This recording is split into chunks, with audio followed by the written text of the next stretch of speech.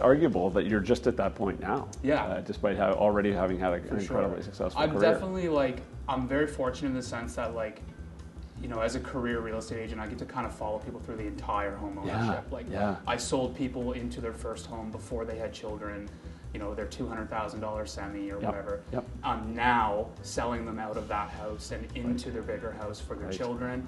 And then who knows, hopefully eventually, in 15, 20 years, I'll be selling that house for them when their kids move out. Yeah. And maybe this is the moment to say, what did you learn from being a part of a team? Everything. Okay. Yeah, I attribute probably 70% of my success to that person. Is that right? And then the other 30% is just hard work. Hard work, yeah, that's great. But I learned so much, and I feel like, especially with the way the industry is nowadays, there's a lot of people doing a lot of different things. Yes. Talk to me about the decision to grow a team, and then how you went about that. Yeah, so it ties back into kind of the quality of life and trying to manage burnout. I truly feel that this job, being a real estate agent, especially during crazy times like COVID and stuff like that, it's very hard for it to be a sustainable job.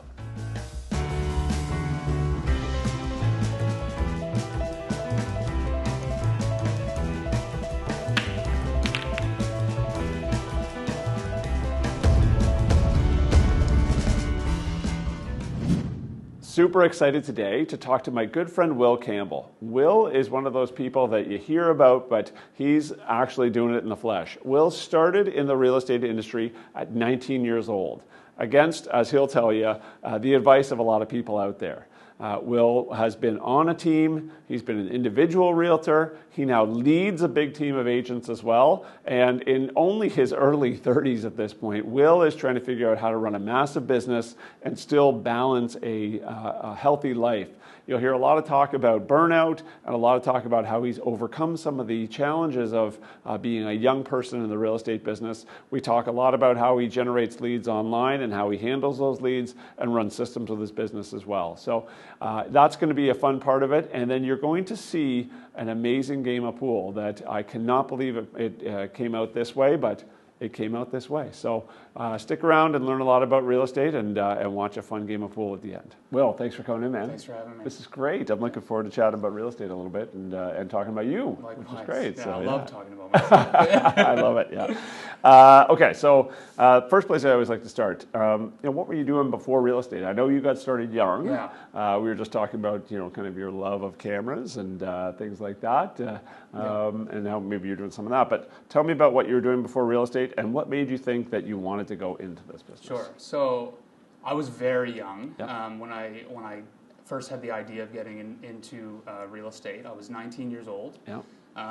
And my basic backstory was I was going to school at St. Mary's, taking sciences, and my intention, I didn't really have a goal, but my thought process was that I would get my Bachelor of Science and then go into education and become a teacher somewhere. Yeah.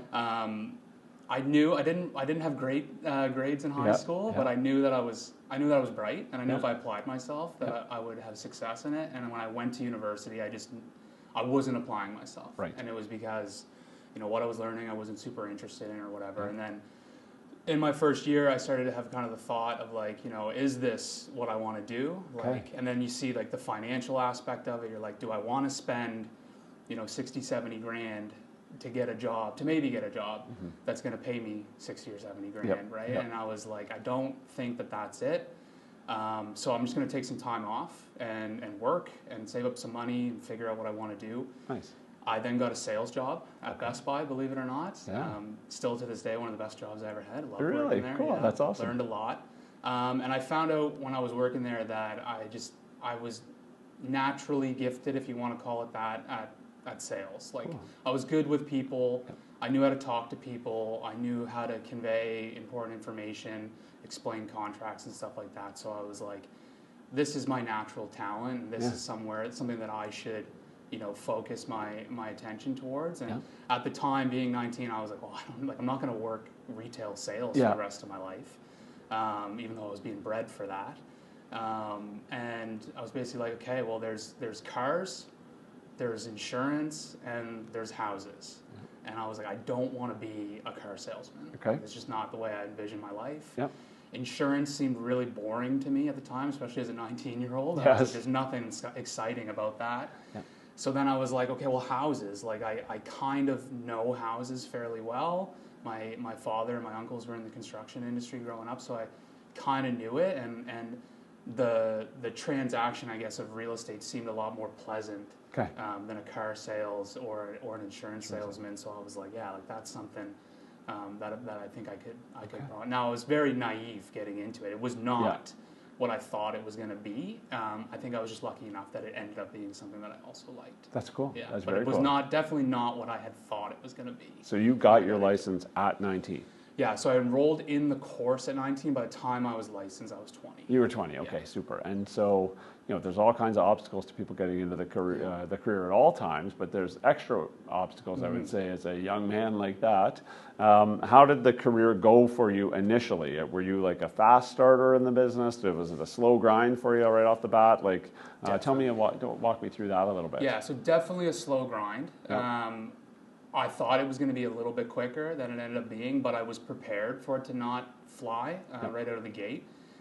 Going into it, I had like so many people, and they weren't wrong, so many people telling me you're too young. Okay. Like you just, and with valid points, people that don't own houses and stuff like that. And my thought process was, well, I have the time and the desire to work hard. Yeah. I don't need to make $70,000, $80,000 immediately. Yep. I was still living with my parents, Yep. and my thought process was, if I could get kind of anchored in the business, then by the time that my people were ready to buy their houses, that I would already be established. Love that. And it would be easier for me to get the business. And it's arguable that you're just at that point now. Yeah. Despite already having had an incredibly successful I'm career. definitely I'm very fortunate in the sense that as a career real estate agent, I get to kind of follow people through the entire home ownership.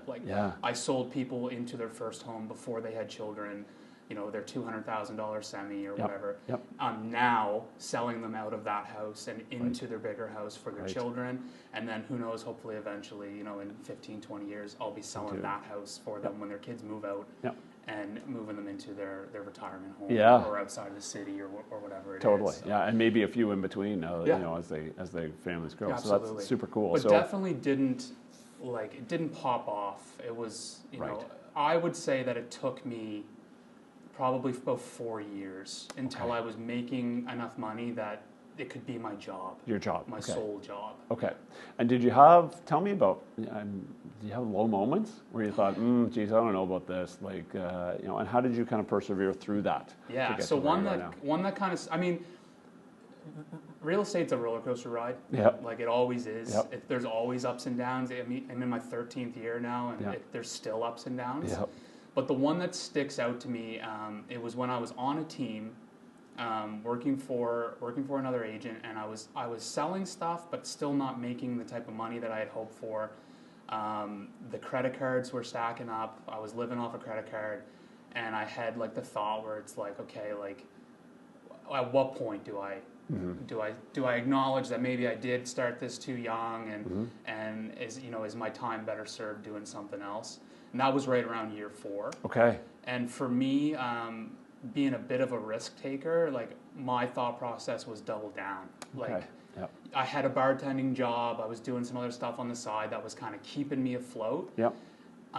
But maybe was keeping me from doing everything I needed to do to make sure that it worked for me as a career. Yeah. So I quit the bartending job. I quit the other job. That debt, is the double down. And was I'm going to the office at 9 a.m. every day. Yep. I'm wearing a suit. Yep. And I'm going to treat this as if it's my full-time job. Cool. And that's when it took off. That's awesome. Yeah. That's great. Yeah. And so, as you were finding sort of that early success as a 20-year-old guy, you know what I mean? Where was that success coming from? What was the source of the first few pieces of business that you got? You're presumably what you said is true. You hadn't bought a house at that point, so your friends weren't buying houses either. Where was it coming from? I feel like, I did know quite a few people growing up, being born and raised in Dartmouth, 2 different school districts, played multiple sports. I had a fairly good reach. It was kind of getting in on those relationships. Okay. I know that my friend that I played baseball with for 10 years doesn't own a house and probably won't own one within the next 5 years, but his parents own a house. His parents own a place. Okay, it was kind of leveraging those relationships. And then other than that, I was just like, I was bound and determined to outwork everybody. Okay. Like I was like, I know, like a Colleen Ryan, right? Yeah. There's no way that when I was 24 years old, I could argue that I was just as qualified to sell a house as somebody like Colleen Ryan, David Dunn, Rob Scanlon, whoever. But what I would kind of preach to people is like, this is my job. This is the one thing I'm doing. I don't have kids at home. I don't have a family that's taking up my time on the weekends. Like I don't have a girlfriend. Do now. Fiance, actually. But at the time I was like, listen, like if somebody calls me, it's Saturday at 5 p.m. and wants to go through your property at 7, like as long as it's okay with you, I'm good. And I'm working. Like that's all I'm doing. So that's great. I kind of just, reiterated to my clients that maybe had a little bit of doubt in my youth and inexperience that I was going to outwork that. Oh, that's cool. And so as you kind of go through your career, you mentioned that you were on a team. I remember talking to you in the moment where you kind of decided, this is time for me to go do this on my own, and I'm in fact going to try and potentially grow my own team, which you have now successfully as well. So tell me about that decision and how much that weighed on you, because I know that there was a close personal relationship there too. Toughest decision I've ever made. Is that right? Yeah. Definitely in real estate and up there in just my whole life. Because I did have a great relationship and it hurt that relationship big time. Luckily enough, was able to kind of rekindle things with that person, and we're good now. But it was the same type of thing where I felt a little bit of a plateau, and I felt that my only way to get to where I wanted to be was to make that decision. It wasn't that I wasn't getting what I wanted out of that. It's just I was ready to go to the next level. To the next level. And that was the only way that I could do it. And still hard to hear for that person, I know, and so absolutely. And maybe this is the moment to say, like, what did you learn from being a part of a team? Everything. Okay. I attribute probably 70% of my success to that person. Is that right? And then the other 30% is just hard work. Hard work, that's great. But I learned so much, and I feel like, especially with the way the industry is nowadays, there's a lot of people doing a lot of different things. And some work for some people, some don't.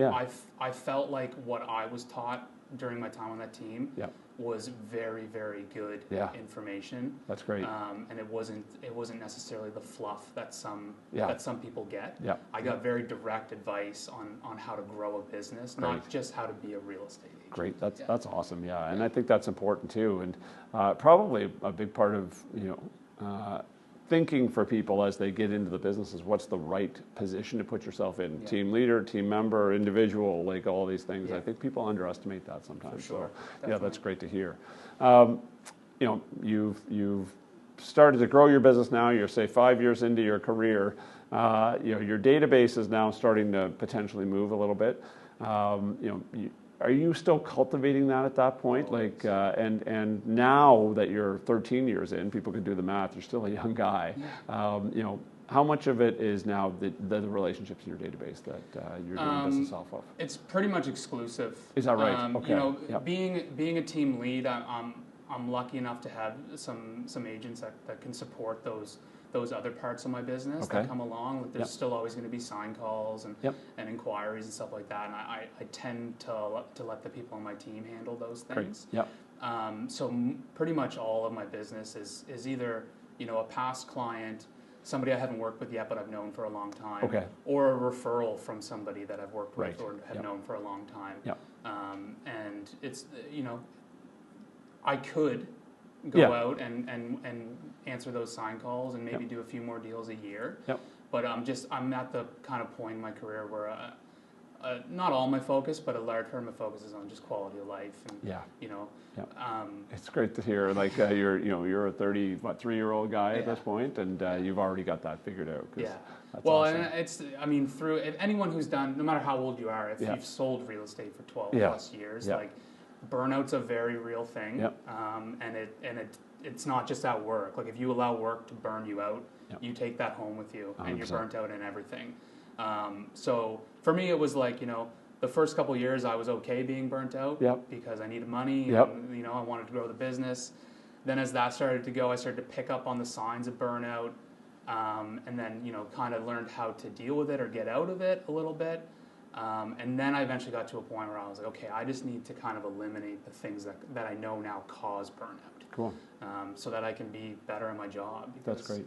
When you're burnt out, like, it hurts you and it hurts your clients, and like nobody benefits from it, right? So it's important to make sure that you're staying in a rhythm that will allow you to keep doing it all year round.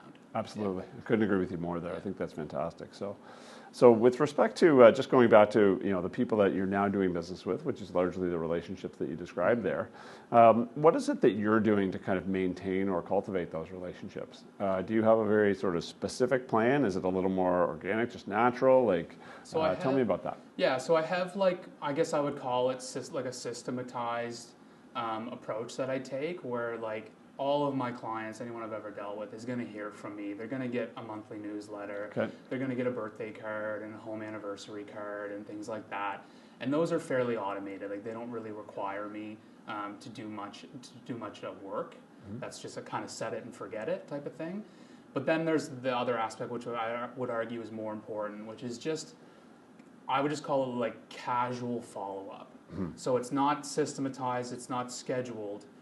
It's just, I'm going through a list of people that I know, and I'm saying, okay, who haven't I talked to in a while? Yep. And then I'm going to go through and I'm going to end it on a personal level, reach out to them. I'm not going to send them an email. Yep. Right? Yep. It's a text message or a phone call, yep. Like, hey, how are things going? Blah, yep. Blah, blah. Yep. So though you need both of those, in my opinion. Great. It can't all be systematized, because then you lose the personal touch. But it can't also all be personal, because you'll forget or get burnt out. Totally. Right? Yeah, so you need to have both. That's great. And so the stuff that's happening in the background automatically, I know you've had different assistants over the years and things like that. How have you gone and found how to do that automatic stuff in the background? Is it software? Is it an assistant? Is it a combination of all of them? Like, what is it for you now? Yeah, so software for sure. Yep. And then just delegating, certain tasks to people and yep. trusting that they know to do them, right? Like, Robin, my sister, still does our birthday cards and home anniversary cards for us, and she does them better than I ever did. Right? She's more on time with them. Like, the amount of times that I would send something out a week late, like a happy birthday, sorry, type of thing. She doesn't do that. She's got it down, and she knows what's needed to be done. And then that, again, going back to like the kind of the burnout thing, like, that's now a thought that I don't even have. Right. I never have to think about, did this person get a birthday card, right, or have I touched base with this person enough? Yep. I know I have. That's great. That's awesome. And you're not going to retain 100%. You can touch base with somebody once a month, and they might still end up going and using another agent. But you want to make it as difficult as possible for them to do that. Yeah. Perfect. Yeah. I would say one of the things that has impressed me about you as well is that you have a lack of fear with respect to reaching out to people that you've never met. Yeah. And I know that you've got some systems on your team where that's part of what the team is doing in terms of cultivating new business as well. So, talk to me about sort of lead generation systems and how you've used those over the years to either build your database or drive leads or ultimately close transactions, right? And why you don't have that fear that the average human has to pick up the phone and call somebody. Yeah, I mean, I definitely did. When I started doing it. So like Mark Doucette actually asked me this very similar question, and it was like, how do you get comfortable with it? I'm like, it's reps. Yeah. Like, it's the same thing if you were to go to the gym and try and bench press, right? Like, your arms are gonna shake. Yeah. It's gonna be really tough, but by the time you've done that workout 4, 5, 6 times, you're developing strength, and now it's easy. And then you get to a point where you don't even think about the weight that's on there. You're just picking it up and you're just putting it down, and it's the same type of thing. But I guess like, for me, it was like having a rational conversation with myself and being like, what am I scared of? That this person that I've never met, who doesn't know me and probably won't remember my name in 20 minutes, is going to think something bizarre of me. Like, once you can kind of wrap your head around that, and that you truly have nothing to lose on that phone, it becomes a lot easier. I've never thought of that in just quite that eloquently. How well put that is. That what is the loss there, right? You don't have a relationship that you already don't have, and that's kind of interesting. So yeah, I mean, I think as like social beings, we're all a little nervous about embarrassing ourselves in front of anybody, but I would just, you're feeling more embarrassment than that person's actually picking up on. Yep. So it's like, as soon as you can get over that. Yep. Yeah, and then you get to a point, like I've made thousands of phone calls, like it's very, very rare that somebody gives me a response I haven't heard before. Fair enough. Right? So it's like the odds of me being completely thrown off by somebody's reaction to me calling them are so slim now that I just dial the number and like I don't even, it's okay, they're going to answer or they're not. That's great. And if they don't, I'll try them again tomorrow. That's great. Yeah. Yeah, I love it. What other kind of methods do you use, or do you and now the team use? And we're going to talk a little bit more about the composition of the team here in a moment as well. But you've talked about the database driving a lot of your business today. We just touched a little bit on kind of lead generation systems where you're picking up the phone and just calling people. What about other stuff that you've done over the years, like open houses and farming a geographic area, or for sale by owners, or whatever the other ways in which you've kind of cultivated your business that you've tested and maybe either said, that's going to form a small part of the business, or I'm completely rejecting it, I don't want to do it? Great question. I don't think anyone's ever really asked it to me that way. What I would say is that so there's 1.5 million different ways to be successful in real estate, and the goal is to find one that you like, you like doing. So if you're someone who genuinely dislikes cold calling, don't try and force that to be one of your things that you do. Now, if you just don't like it because you get a little nervous or whatever, then maybe you try to work through that because it's effective. But with me, it's always been I track everything. So I'm a very analytical person. I don't just, I feel like, and the example I'll use is open houses. I don't deny that open houses work. I don't deny that they're beneficial to homeowners. And I don't deny that they're a good use of time for new agents or even experienced agents to potentially find new clients. I just think there are better uses of time. Okay, awesome. And the reason that I think that is because I went through the stretch where I was doing an open house every Sunday or sometimes even Saturday as well. I was tracking the hours I was spending, advertising throughout the week, setup, takedown, follow up. It's not 2 hours. That's people are like, oh, it's only 2 hours. Yeah. No, it's at least 5 to 6, if not more. Yeah. And then tracking, what did I get back? What did I get in return from that? And it wasn't very good. Yeah. Now, there's 2 things I could have done at that point. I could have either said, how do I figure out how to be better at open houses, which is a valid way to go, or do I try to find something different that I maybe enjoy more, that's going to have a better yield? And for me, it was no more open houses. Brilliant. Now, I do know that if I made it a focus of mine to improve how I do open houses, I would get a better result. 100%, yeah. But it's just, I would rather put that time and effort and money into something else that I feel is going to be more effective. I had this conversation, I remember it vividly when I was pretty new in management with someone. We sat down and she was struggling in her business, and I said, okay, well, what are your things that you're doing to find business? And the first thing that she listed was open houses, and it's the default. It's the default, right? It's the default. And I said, okay, let's go look at all of the trades that you've done over the last few years. She was, an experienced agent, right. And so we went back through, and I said, how many how many of the clients have come from open houses? And the number was a nice round number. It was 0. Yeah. And I said to her, either you're really terrible at this, and we need to fix what you're doing here, or it's just not the way in which you should be spending your time. If you're going to continue to do them, exactly what you just described, we either have to get you better at this, or let's just give you your Sundays back, right? Exactly. And spend your time, with your kids or with doing something else in the business if you insist upon that, right? Agreed. And so I feel really like interested to hear that. And I feel like the default in real estate is kind of to get away from the analytics, where I always find if you ever talk to somebody who does a lot of open houses, they're always commenting on how many people they had through. Mm-hmm. And it's well, what does it matter how many people you had through if it resulted in 0? Yep. That's right. You could have 2 or you could have 200. If the result was 0, it doesn't matter. Right. So it's I like to focus on the result and what went into it and what did you get out of it. Brilliant. Type of thing. Yeah, brilliant. And it's simple as that. And just by tracking that, you can make better, quicker decisions. Yeah.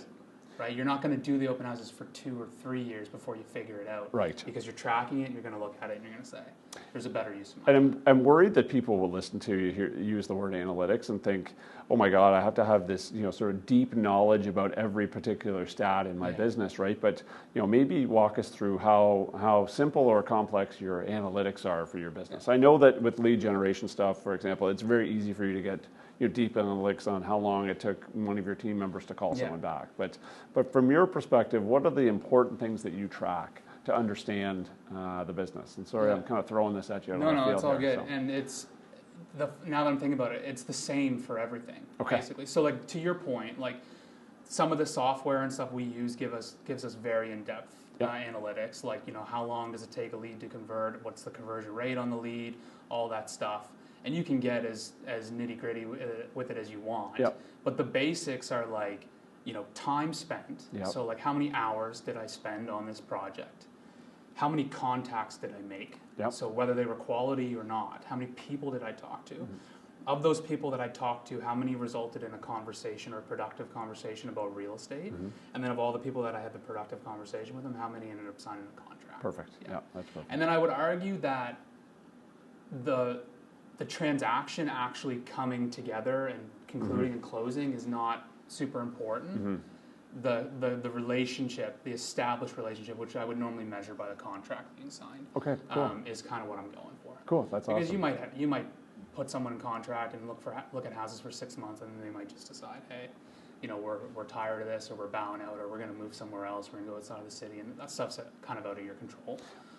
Part of it, I mean, I can imagine that part of the product of being, you know, such a young person when you started, and then, you know, let's call it, you know, 40% of your career has been sort of in the COVID era, you know what I mean, where there have been so many outside factors in terms of someone getting across the goal line for a transaction. So I think it's really, there's something in what you just said that's deeply wise to say it's about the number of relationships that I've started here that are real estate relationships, because, you know, if you've started a relationship with someone who's 26 years old and then all of a sudden they're worried about their job in COVID, and then they you know, come out of that and things are okay, and now there's a whole new series of things going weird in the world, and you know, they just haven't gotten across the goal line with this yet, that doesn't mean they aren't destined to be a homeowner at some point. Exactly, I agree. And they also know people. Yeah, that, and especially, like, I would never make someone feel this way, but sometimes when people, you know, hire you to be their agent, and you go and view houses, and then they do have that decision where maybe they're not going to go forward with it anymore, they feel bad.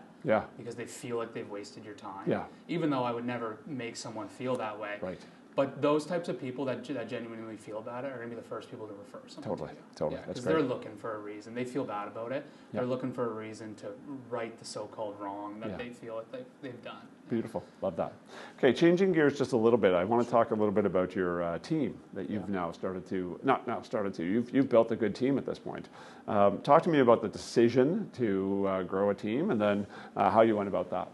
Yeah, so it ties back into kind of the quality of life and trying to manage burnout. I truly feel that this job, you know, being a real estate agent, especially during crazy times like COVID and stuff like that, it's very hard for it to be a sustainable job. Like, burnout, again, is a very real thing. Absolutely. So that was kind of tied into, like, how do I get some of these things that I know are causing me to burn out off of my plate? Mm-hmm. And the only way I could think about it was, you know, joining forces. Okay. And basically, you know, working together towards a common goal. Because for one solo person to try and do everything, like, you know, in real estate, like, you're an accountant, you're a therapist, you're a home inspector, janitor, you're everything. You're literally everything, cleaner. Yeah. So it's like, you can't. It's just not possible long term to do it all. Yeah. So it was like, how do I, you know, align myself with the right people to make sure that, you know, not only are they helping me make my life better, but I'm also helping them get to where they want to get sooner and quicker. And yeah, and you have a big and diverse team too. Like, you've got young people on your team. You've got people who are, this is the second career that they've had. And so how do you manage that? How do you manage the relationships? What are your thoughts about what your responsibility as a leader are there to the cohesion of the team? Yeah, so I would say that, like, every single person's different. Mm-hmm. There's not just kind of one approach that you can take towards managing a team. You kind of have to understand what the expectations are of the person that you're working with. Mm-hmm. And what they're hoping to get out of it. And at the end of the day, if you can't give them what they're hoping to get, like, it's probably not going to work. It might work for a year or so, but it's not going to work long term. So it's just being very, you know, upfront about, you know, what do you want? Mm-hmm. And sometimes people will tell you they want something, but they don't really want it. They just think that they want it. So it's, you know, it's not only asking them what they want, but kind of, you know, seeing what they do. And trying to figure out what, you know, what's going to get them into a happy spot, what's going to be good for their life.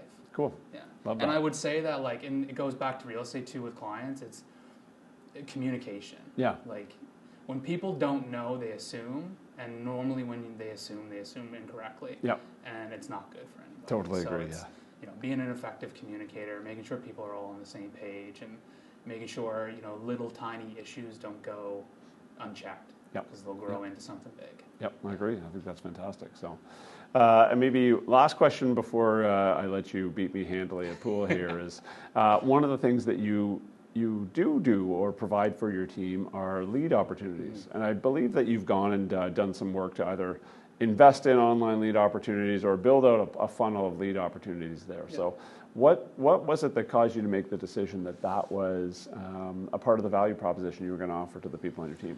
So I kind of, and this was kind of going back to when I had worked on a team. Okay. I was in the early stages of my career, and although I was getting business from my database, Yep. it wasn't enough Okay. to make a living off of. So there was a gap, and I had to find something to kind of fill that gap.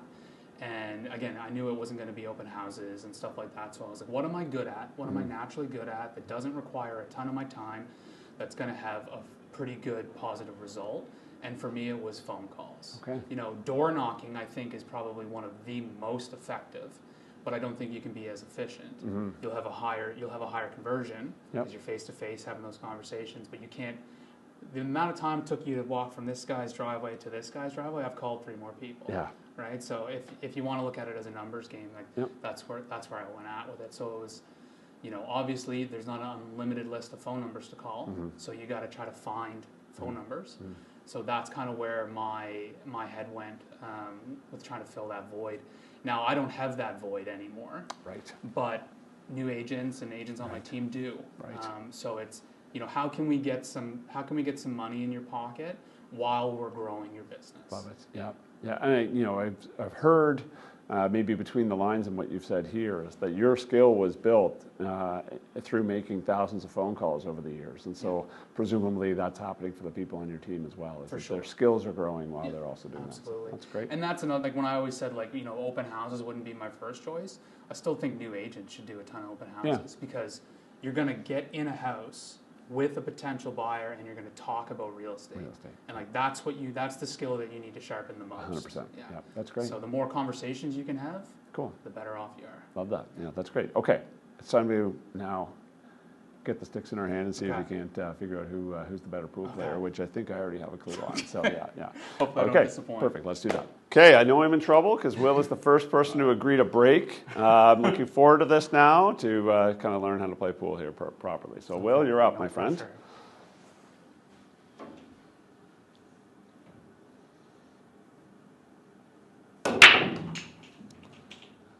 Oh boy.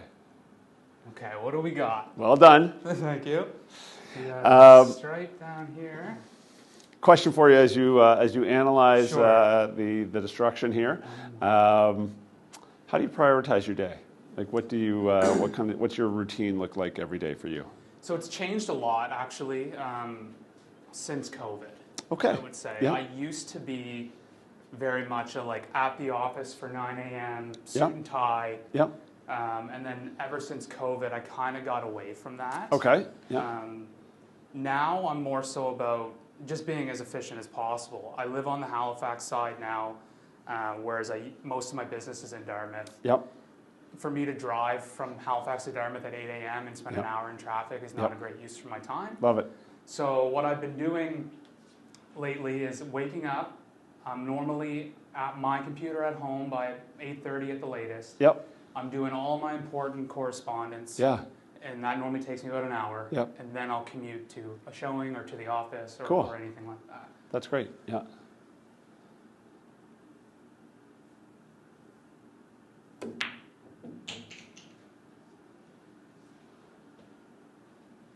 This is going well so far. And so as you get going in your morning, have you noticed like a difference, kind of working from a home office to start the day or anything like that? Like, do you feel as efficient at home? Do you? I do, but only in the morning. Okay. If I stay home Yep. and it gets to be like 10:30 or 11 o'clock, Yep. Yep. that's when the productivity at home will start to fall off. Interesting. Yeah. That's why I make sure that I get out and go. Cool. Yeah. Yeah. There's just too many. There's too many temptations and too many distractions at home. Yep. And I know your fiance. You're recently engaged, soon to be married. She does not work from home. She does not. No. She's not there. She works at the hospital. So you're home. You got the run of the house. It's Yeah. quiet. You can do your thing. Yeah, exactly. So, I'm home alone and. Great.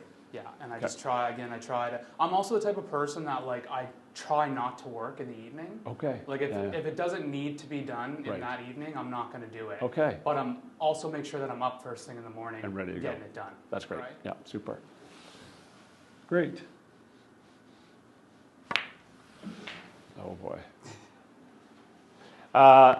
Question that's hard for a lot of people to answer. You can go back and change one thing in the kind of 13-year career that you've had so far. Is there something that you think I really should have done that differently?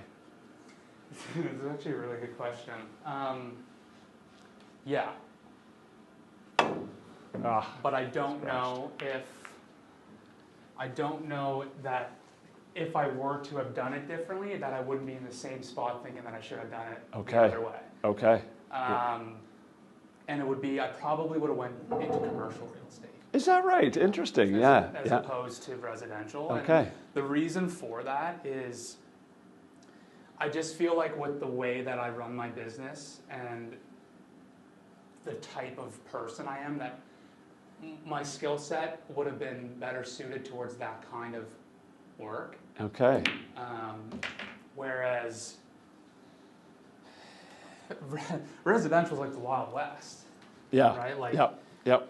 business is being done during all hours. And during every day of the week, during holidays and all that stuff. And that stuff doesn't really happen in the commercial world as much. So I feel like my quality of life might have been better. Yeah. And I feel like my analytical background and skill set would have been applied really well to that industry. Yeah. Interesting. Yeah. And of course, we have a mutual friend that we both know in the commercial business too. Yeah.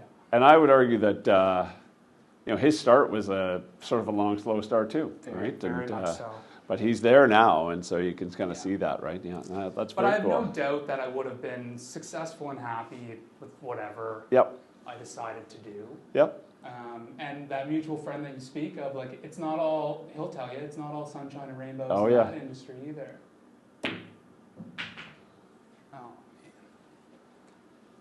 This is going very differently than previous games we played, so yeah, that's great. So, okay, well, with that in mind then, like, you still have a big horizon. You're a young guy. What do you see sort of in your short or long range future in the real estate business too? Is that a pivot point for you at some point? Do you start to do some commercial work? No, I think I definitely don't see myself being a 30+ year real estate veteran. Yep. I think that at some point I will transition into something else. Okay. And it might even still be real estate. I just don't think it'll be real estate sales. Okay. Interesting. Yeah. Okay. And do you invest now? Are you an investor? I do, yeah. Yes. Yeah. Okay. Yeah. But same type of thing. Like, right, if you had to ask me 5 or 6 years ago, I would have been like, buy real estate. Like, that's the best investment. Yep. And now that things have changed, I'm like, my properties don't cash flow quite the same way that they used to. It's a little less attractive. There's still a lot of risk and stuff. So I'm looking for other things on top of real estate to invest in. That's interesting. Oh, scratch. Completely fortunate hook on that point in that world. So, okay. But yeah, I see myself in like the real estate, maybe in development or something along those lines. Love that. Yeah. I always say that I look forward to being able to retire from real estate, but I also know that, if you told me I could retire today, I wouldn't. Yeah. Right? Yeah. Which is cool. Yeah.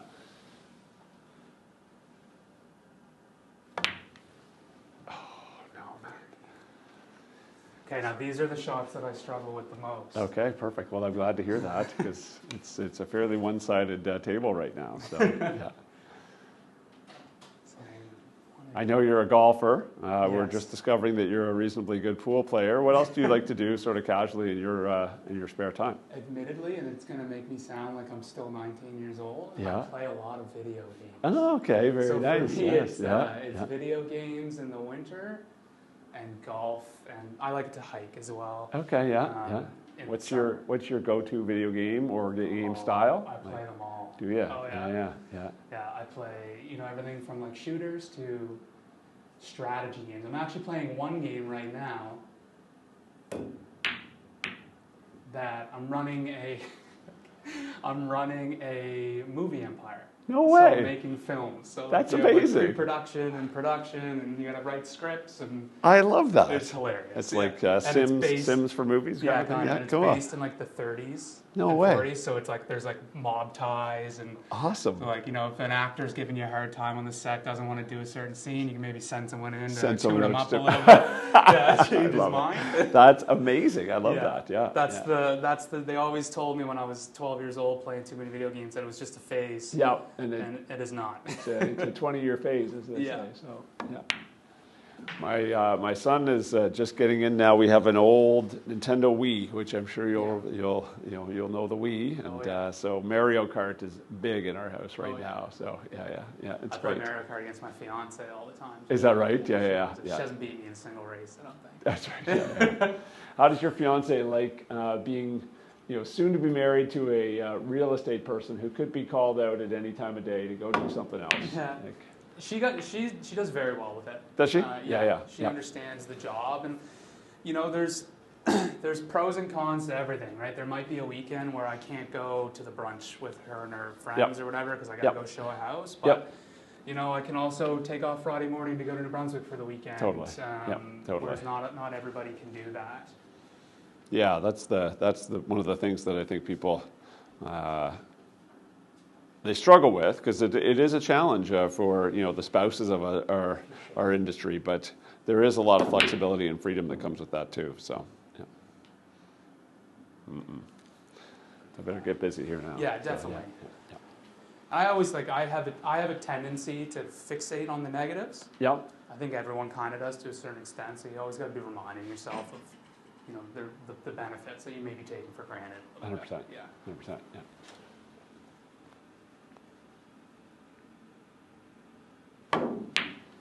I knew that was coming. Now we got problems. Think about this now. Oh yeah. Do you have do you watch real estate shows? No. I do. I will admit that I do watch a friend of ours, Tom Story. Yeah. He's probably the only real estate thing that you watch. I take in. That's cool. Yeah. Are you a podcast or a book guy or anything like that? A book.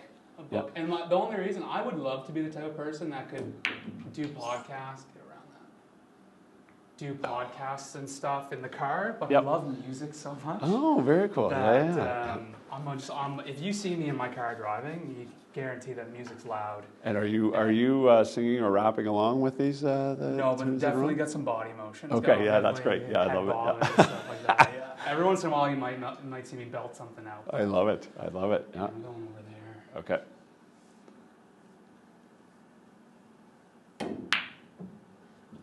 Oof.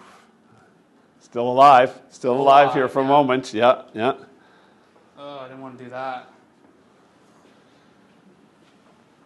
You're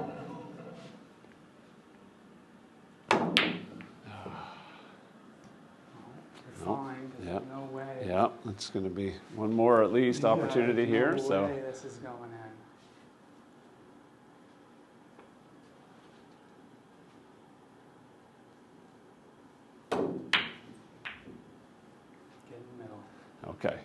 Okay.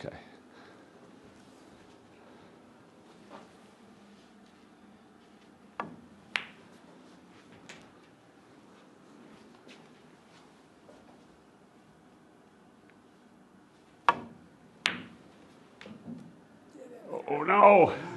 Oh no! I knew that was going to be the one to get me.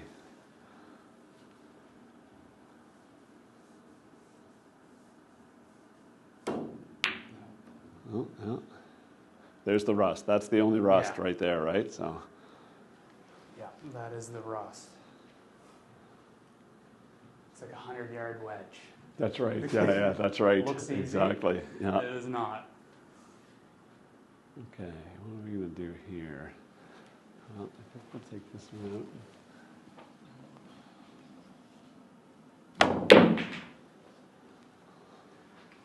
Let's see. Making a comeback. Trying here, keeping it respectable.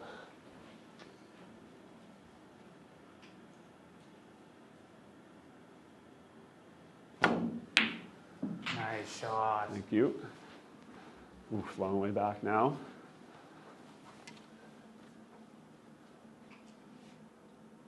Oh no.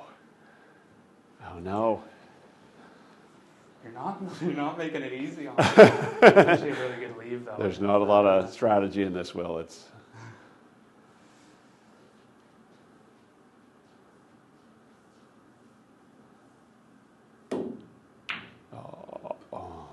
Oh no. That's pretty good too. Oh, maybe just snuck by there.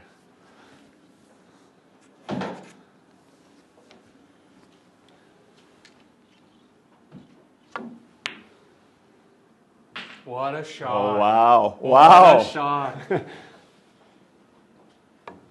comeback of the year. I love it. Yeah. Thanks, pal. I really appreciate it. Thank you. That was a lot of fun. Thank you. Thank you. Yep. That's it. Okay. That was it. That was the whole thing.